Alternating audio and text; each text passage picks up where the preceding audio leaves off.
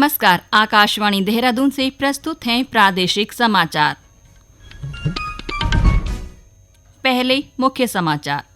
केंद्र सरकार और एशियाई विकास बैंक ने उत्तराखंड में जल आपूर्ति, स्वच्छता और अन्य शहरी सेवाओं को बेहतर बनाने के लिए $200 मिलियन के ऋण पर हस्ताक्षर किए। केंद्रीय मंत्रिमंडल ने मेधावी छात्रों को वित्तीय सहायता प्रदान करने के लिए पीएम विद्यालक्ष्मी योजना को मंजूरी दी।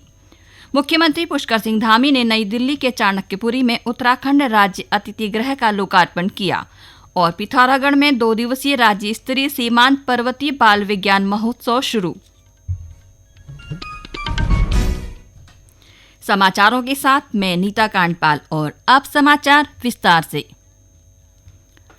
केंद्र सरकार और एशियाई विकास बैंक एडीबी ने उत्तराखंड में जल आपूर्ति, स्वच्छता, शहरी गतिशीलता और अन्य शहरी सेवाओं को बेहतर बनाने के लिए $200 मिलियन के ऋण पर हस्ताक्षर किए हैं। यह समझौता उत्तराखंड जीवन यापन सुधार परियोजना के लिए किया गया है। यह परियोजना केंद्र सरकार के शहरी विकास एजेंडे के साथ ही उत्तराखंड सरकार की शहरी सेवाओं को बेहतर बनाने की पहलों के अनुरूप है, जिसका उद्देश्य शहरों में जीवन यापन और स्थिरता को बढ़ावा देना है। एक रिपोर्ट। योजना का उद्देश्य शहरी बुनियादी ढांचे का निर्माण करना है, जिसमें बाढ़ और भूस्खलन जैसे जलवायु और पर्यावरणीय जोखिमों के प्रति लचीलापन हो, जिससे उत्तराखंड की आबादी की सुरक्षा और स्वास्थ्य सुनिश्चित हो सके। इस परियोजना से हल्द्वानी में परिवहन, शहरी गतिशीलता, जल निकासी, बाढ़ प्रबंधन और समग्र सार्वजनिक सेवाओं को बेहतर किया जाएगा। इसके अलावा कुशल और जलवायु रोधी जल आपूर्ति प्रणालियों को विकसित करके प्रदेश के 4 शहरों चंपावत, किच्छा, कोटद्वार और विकासनगर में जल आपूर्ति वितरण में सुधार किया जाएगा। परियोजना के तहत हल्द्वानी में 16 किलोमीटर जलवायु रोधी सड़कों का विकास, इंटेलिजेंट यातायात प्रबंधन प्रणाली और इलेक्ट्रिक बसों का संचालन किया जाएगा। शहर को आपदाओं के प्रति तैयार करने और बाढ़ प्रबंधन में सुधार लाने तथा पूर्व चेतावनी प्रणाली लागू करने के लिए परियोजना के तहत 36 किलोमीटर लंबी वर्षा जल निकासी और सड़क किनारे नालियों का निर्माण किया जाएगा। इसके अलावा सार्वजनिक सेवाओं में सुधार के लिए एक हरित प्रमाणित प्रशासनिक परिसर और बस टर्मिनल बनाया जाएगा। परियोजना के तहत विकासनगर में सीवेज उपचार सुविधाओं द्वारा स्वच्छता कवरेज में सुधार करने का भी प्रबंध है, जिससे लगभग 2000 घरों को लाभ होगा। यह परियोजना महिलाओं के लिए भी पहल शुरू करेगी। इसके तहत महिलाओं को बस चलाने, बस टिकटिंग और इलेक्ट्रिक चार्जिंग स्टेशनों के संचालन पर आजीविका कौशल प्रशिक्षण दिया जाएगा। जल आपूर्ति प्रणालियों की निगरानी में महिलाओं की भूमिका को देखते हुए यह परियोजना जल आपूर्ति और स्वच्छता सेवाओं के संचालन और प्रबंधन में कमजोर परिवारों सहित महिलाओं की क्षमता का निर्माण करेगी। मेधावी छात्रों को वित्तीय सहायता प्रदान करने के लिए पीएम विद्यालक्ष्मी योजना को मंजूरी दे दी है। कैबिनेट बैठक में लिए गए निर्णय के बारे में आज नई दिल्ली में मीडिया को जानकारी देते हुए सूचना एवं प्रसारण मंत्री अश्वनी वैष्णव ने कहा कि छात्र उच्च शिक्षा प्राप्त करने के लिए बिना किसी जमानत के ऋण प्राप्त करने के पात्र होंगे। उन्होंने कहा कि यह योजना इसलिए शुरू की गई है ताकि वित्तीय बाधाओं के कारण भारत का कोई भी युवा गुणवत्तापूर्ण उच्च शिक्षा प्राप्त करने से न रुके।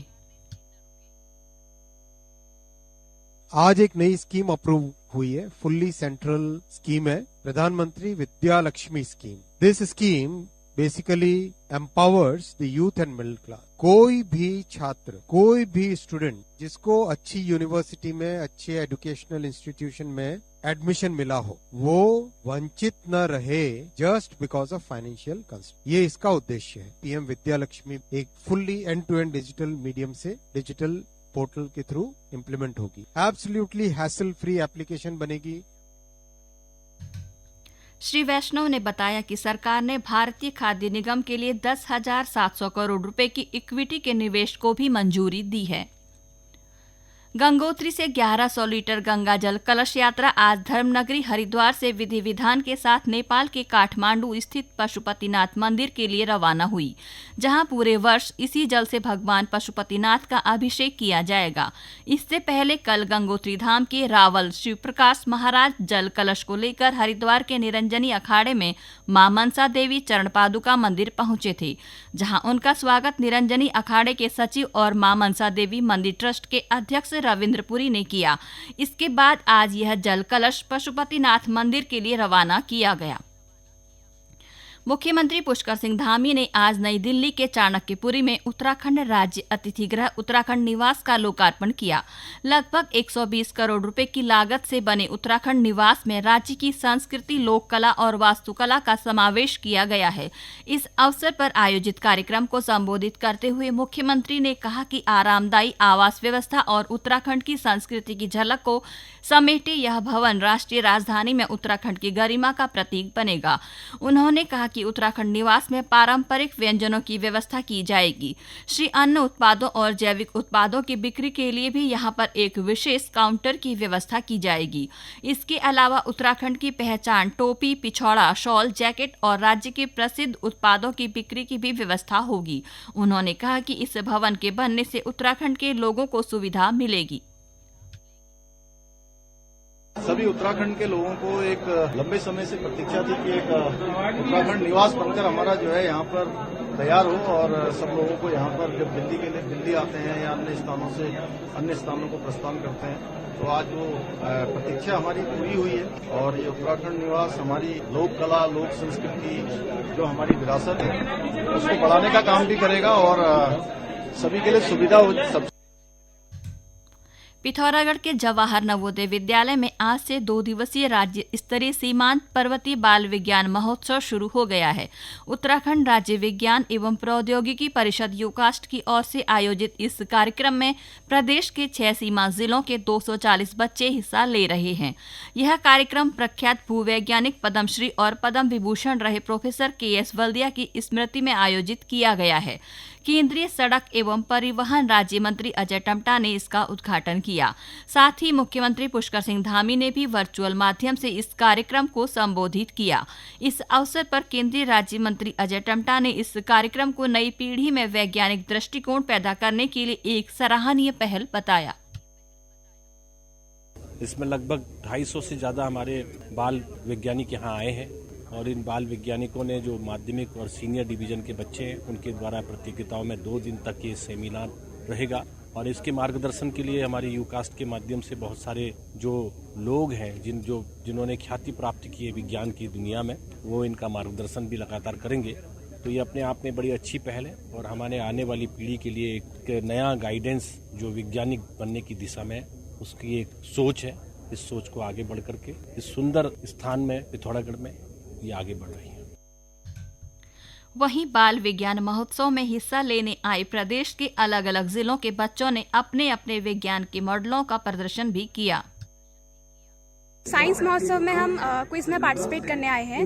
हम 3 लोग हम साथ में टीम में आए हैं, चंपावत डिस्ट्रिक्ट को रिप्रेजेंट कर रहे हैं। और यहाँ हम आए तो क्विज में पार्टिसिपेट करने हैं, जनरल साइंस सीख के आए हैं हम, लेकिन यहाँ से हम काफ़ी कुछ सीख के जाएंगे। यहाँ काफ़ी नए बच्चों से हमारी मुलाकात हो रही है, उनके एक्सपीरियंस हमें देखने को मिल रहे हैं। पोएम बना के लाए हैं, नई मॉडल बना के लाए हैं, तो हमें उनसे भी काफ़ी कुछ सीखने को मिल रहा है। ना कि सिर्फ हम जनरल साइंस तक कन्फाइड है, हमें काफ़ी कुछ एक्सपोजर मिला यहाँ पर को, काफ़ी नए एक्सपीरियंस मिले। पिथौरागढ़ और दिल्ली के बीच कल से सीधी विमान सेवा शुरू होने जा रही है। पिथौरागढ़ के दौरे पर आए केंद्रीय सड़क एवं परिवहन राज्य मंत्री अजय टम्टा ने यह जानकारी देते हुए बताया कि लंबे समय से जनता की मांग को देखते हुए पिथौरागढ़ से दिल्ली के लिए 42 सीटर विमान से सीधी हवाई सेवा शुरू की जा रही है। उन्होंने बताया कि यह हवाई सेवा फिलहाल हफ्ते में 3 दिन मंगलवार, गुरुवार और शनिवार को चलेगी। प्राप्त जानकारी के अनुसार सुबह 9:20 पर विमान दिल्ली से उड़ान भरकर 10:45 पर पिथौरागढ़ के नैनीसैनी एयरपोर्ट पर उतरेगा और नैनीसैनी एयरपोर्ट से 11:15 पर दिल्ली के लिए उड़ान भरेगा। नशा मुक्ति अभियान के तहत बागेश्वर जिला प्रशासन, पुलिस व पर्यटन विभाग ने संयुक्त रूप से तहसील गेट बागेश्वर से नगर क्षेत्र में बाइक और साइकिल रैली का आयोजन किया। रैली का शुभारंभ जिलाधिकारी आशीष भटगाई और पुलिस अधीक्षक चंद्रशेखर घोटके ने हरी झंडी दिखाकर किया। तहसील रोड से शुरू हुई रैली गोमती पुल, SBI तिराहा, सरयू पुल, पिंडारी रोड, आरे बाईपास, मंडल सेरा होते हुए पुनः तहसील रोड में संपन्न हुई। जिलाधिकारी आशीष भटगाई ने युवाओं का उत्साह बढ़ाने के लिए खुद भी बाइक रैली में भागीदारी करते हुए बागेश्वर को नशा मुक्त करने का संदेश लोगों तक पहुंचाया। पुलिस अधीक्षक चंद्रशेखर घोटके ने कहा कि नशे से स्वास्थ्य पर बुरा असर पड़ता है, जबकि यातायात के नियमों का पालन न करने से जीवन पर खतरा मंडराता है। अंत में मुख्य समाचार एक बार फिर। केंद्र सरकार और एशियाई विकास बैंक ने उत्तराखंड में जल आपूर्ति, स्वच्छता और अन्य शहरी सेवाओं को बेहतर बनाने के लिए $200 मिलियन के ऋण पर हस्ताक्षर किए।